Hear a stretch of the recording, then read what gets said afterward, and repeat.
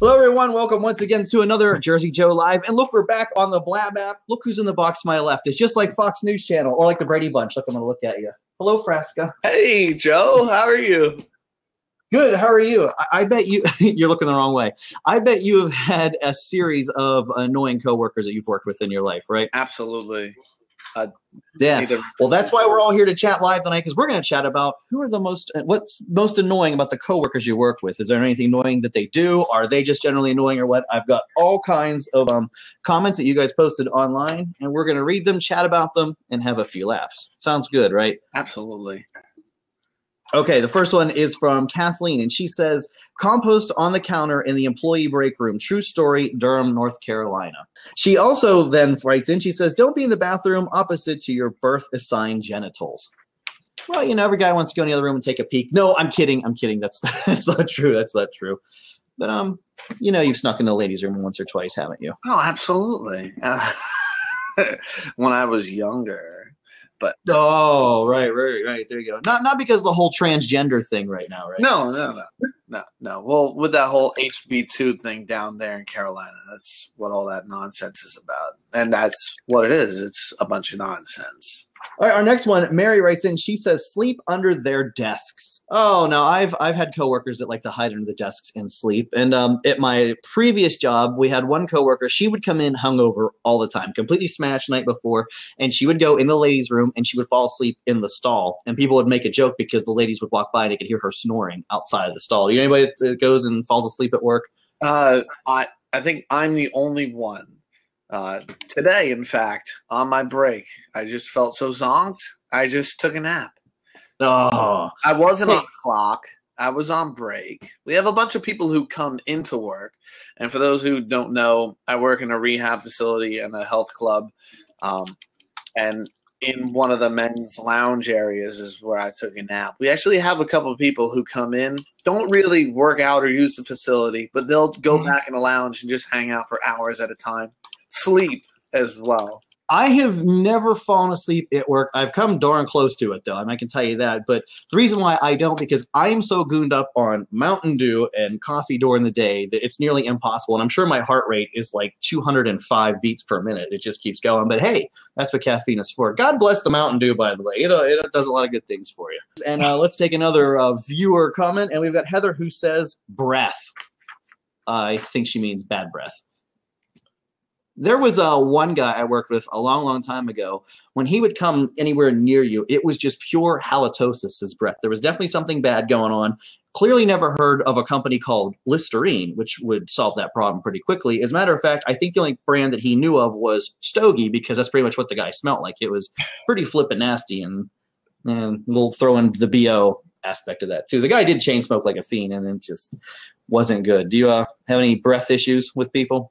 Yeah, there's a guy I used to work with, and having worked in a warehouse, and different times in the warehouse, we would have to be close with each other, you know, skipping in between aisles and Lundy's and all that stuff. And when you get real close and people don't know, you know, personal distance or getting in your personal space, they get too close. And if personal space, something that's not cool, then, you know, when they're talking to you, you definitely get a whole face full of it. Do you remember Seinfeld, the Close Talker episode? Yeah. I have worked with people that are close talkers like that. I mean, they're like sticking their mouth literally, like, you know, in your face. It's like, oh, okay, calm down. And then you sometimes get the little shower too, and they spit when they talk. I mean, the breath is bad enough, but then when you're getting rained down upon, okay, you know, not the best of things.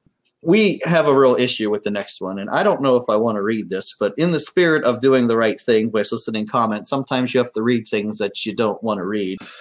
Yes, Chris says, root for the Yankees.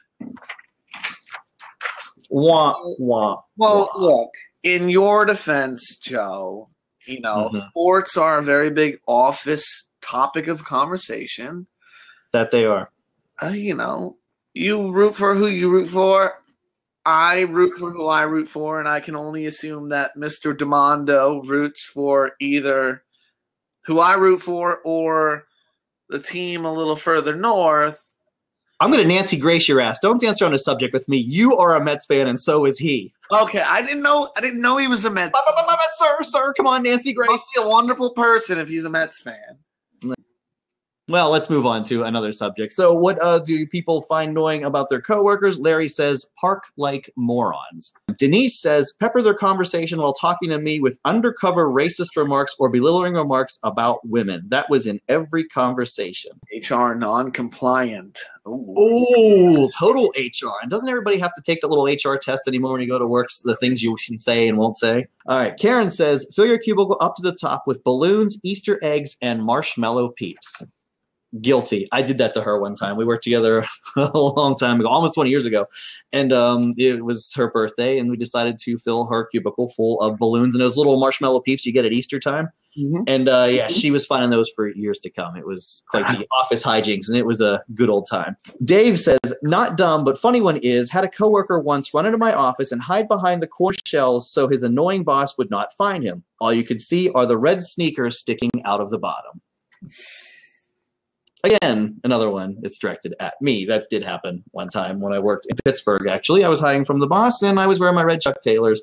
Unknown to myself that the curtain did not completely go all the way to the bottom, so you could see me. I don't know if it's annoying, though. I think it's kind of comical. That's comedy gold right there. Don't you think? Comedy. That's something that my cousin's daughter would do.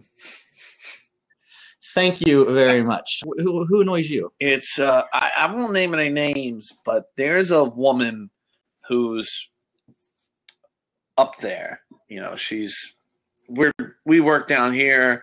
She's part of the upper management, and she doesn't have any problems with scolding or yelling at people while working who did something wrong or made a mistake. Has no problem yelling at them in front of customers. Oh no, yeah, that's where you want to be. You want to have a shouting match in front of customers. That's great. It's unprofessional. It's rude. It is unprofessional. Disrespectful. It just makes everything awkward and uncomfortable for everybody who's there. I've been the brunt of it. I've seen it done to other people. It's annoying. Shouldn't happen. I mean, how many times have you been in a restaurant and you've seen like an angry boss go off on somebody in there, a worker or a server, and it actually as a customer it makes you uncomfortable, and it also makes you feel bad for the waitress and like, oh, what did she do? What did she do was so bad that she got screamed at? I was vacationing in Hilton Head Beach or Hilton Head Island, South Carolina, a couple of years ago, and me and my friends went to a pizzeria Italian restaurant near the beach. And our server apparently was the only one working in this entire restaurant that was booked.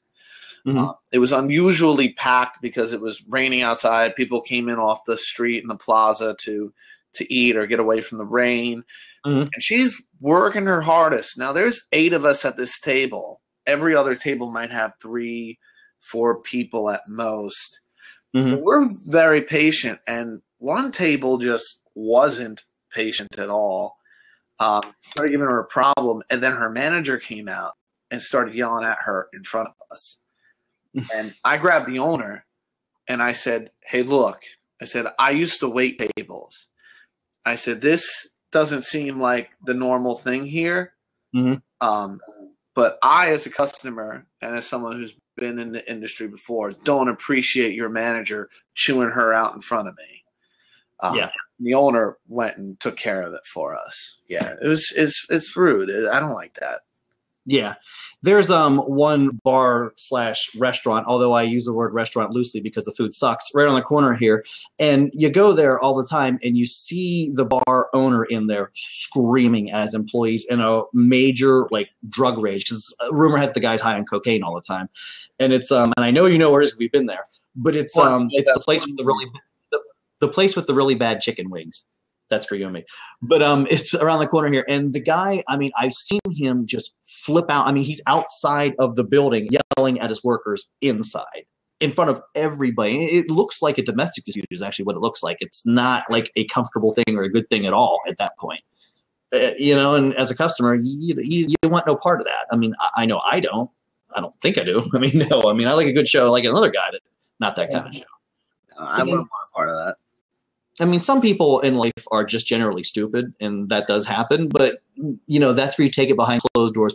Watch that show Bar Rescue with John Taffer on Spike TV, and he'll tell you about if you have an employee dispute, you take it behind closed doors and you deal with it. You don't ever deal with it in front of the customers. Absolutely, you just don't do that. All right. Well, we got a few more. Let's read another viewer comment, shall we? Bring it. The hits keep coming, don't they? Okay. Andy says, I work with a peer that sits 2 feet from me and doesn't speak to me. We're a member of a leadership team. He can make eye contact with me in the morning, but never says good morning. Does that count? I mean, I have some coworkers that you'll say hello or, you say good morning. You just keep on walking by, it's just all pops and clicks in and out. I mean, and I actually have some coworkers too that won't hold the door for you. I mean, that's another one too. So saying good morning, hello, a thank you, and holding doors, but that's not just in the workplace. That's just general courtesy everywhere, don't you think? Mm-hmm. One thing that drives me nuts when I'm at work is using the copier or the printer and not refilling the paper when you empty it. And 9 times out of 10, when you go there and the paper's empty, you put paper in, it takes off. Well, it prints out the last person's crap, the last couple of pages. You know who it is. You're usually busted. It's who can't refill it. You got them. I mean, don't you think? Absolutely. And and one other one.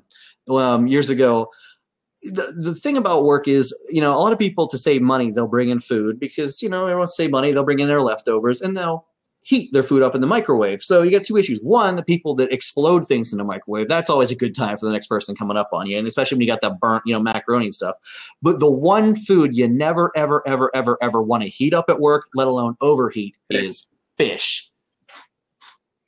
Do you think? I've had it happen. I've had it happen too. I mean, it's hello, McFly, it's fish. They fired someone for doing exactly that. Oh yeah, a guy got canned for eating fish. Worked in a retail establishment, a $15 million store, and the break room was right next to the stock room. Mm-hmm. And the smell was so bad, it stuck to the merchandise. It wafted out of the break room, out of the break room, into the stock room. Yeah, it's a disaster. Stephanie says she eats my leftovers. Oh wait, that was me. That's the thing. People who steal lunches out of the fridge at work.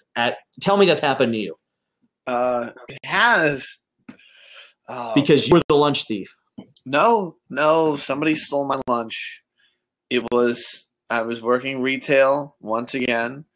Had to work Black Friday. Had to cut Thanksgiving dinner short to get to the store. Mm-hmm. So I packed my Thanksgiving dinner up for lunch, put it in the fridge, and then after working 12 hours, I go to take a break and eat. Lo and behold, somebody ate my food. Somebody ate your food. Ugh.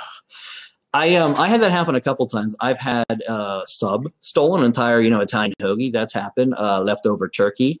I've actually had part of a salad that I had eaten earlier in the day suddenly go missing. Now, who wants my sloppy seconds? Well, why wouldn't you want my sloppy seconds? First of all, but in all reality, it's I'd already started consuming the food, and somebody now has had my saliva in their mouth. So okay, good for them. The other thing that I had to start doing, which is really bad, is I put ketchup on everything. Ketchup, mustard, condiments. I'm out of control of the condiments. You've seen it. I get me French fries, gallons of ketchup. So when you go to a restaurant, especially when you have to go order and you go back to work, they never give you enough ketchup. So I would start buying bottles of ketchup and mustard, and I would store it in the fridge. I didn't even write my name on there, Joe. I mean, clearly it's my ketchup. Disappear all the time, or it'd be used, it'd be drained. Not even asking for it. Just let me take his ketchup. Okay. So I had to resort to no longer buying ketchup and putting it in the company refrigerator. I just started stealing those ketchup packets from, McDonald's would give it to you, or you used to be able to on the Garden State Parkway and Jersey Turnpike. You'd go there and it'd be just a big bin of them. So you get a hamburger and I just take, 500 at a time. Because you never know you need ketchup packets or napkins. That's another thing. But that would happen all the time. People would steal my condiments. And I'm not buying ketchup for you. I'm sorry. I am not buying ketchup for you. All right. Well, we had a fascinating conversation here about office how people annoy you in the office. Thanks, everybody, for the great comments. And, we'll be doing more live shows. Keep on tweeting. Follow me on Twitter at JerseyJoe50 or you on Twitter at That's Frasca. Yeah, there you go. All right. Thanks for watching, everybody. See you next time, I hope.